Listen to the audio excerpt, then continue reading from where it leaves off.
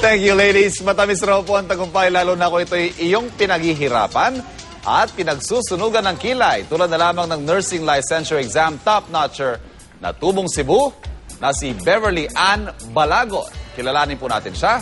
Narito, panoorin ninyo. Pananampalataya sa Santo Niño at pagtitiwala sa sariling kakayahan. Ito raw ang naging sandata ng 20 taong gulang na si Beverly Ann Balagon para makamit ang unang pwesto sa nurse licensure examination ngayong taon. Sa average na 87%, namayagpag si Beverly sa mahigit 37,000 na kumuha ng nasabing exam, kung saan 16,219 lamang ang pinalad na makapasa. Nagtapos ng kolehiyo si Beverly sa Velez College sa Cebu, panganay na anak at isang proud devotee ng mahal na Santo Niño. Naniniwala siyang malaki ang naitulong ng kanyang debosyon, pagsisikap at nang walang sawang suporta ng kanyang pamilya sa tagumpay na nakamit. At ngayong umaga, live sa unang hirit, makakasama natin ang 2013 Nurse Licensure Exam top-notcher, Beverly Ann Balagon.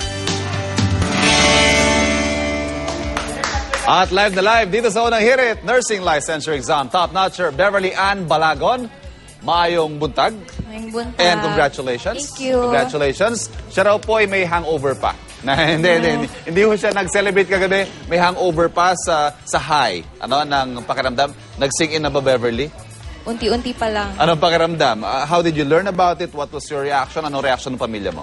I learned about it po. Tulog po ako. Then Okay. mayroong tumawag and told me na pasa ka and you top the board. Anong masasabi mo, Beverly, hindi ka raw honor student and you didn't come from the big universities na usually pinanggagalingan ng top-notchers. Anong naging reaction mo dito? Parang it proved to me po na sinabi po nila na the board exam is the great neutralizer kasi hindi naman alam ng papel na sinasagutan mo if you're a cum laude or you're a repeater.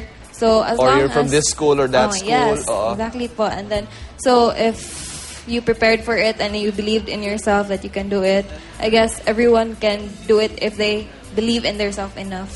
Pero definitely pinaghandaan mo to. How did you prepare? How hard did you study para dito sa licensure exams?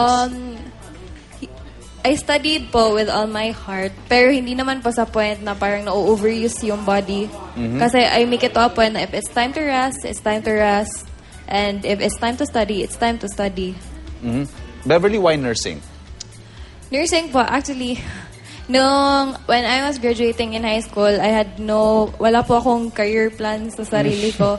And then my mom suggested and encouraged me kasi they're from a medical field na Okay. side na, why don't you take up nursing? And then, sabi ko naman, sige, why not? And she said naman, if hindi mo gusto, if di mo na uuyunan, you can shift, but just try. And so, hindi ka pa naman nagme-make up ng mind mo and what you're taking. So, I tried and then eventually, nagustuhan ko rin naman and I finished it.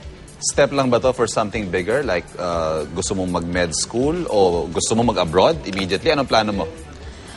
Not planning on going abroad immediately yet. Gusto ko muna dito. Next year na. No, kidding.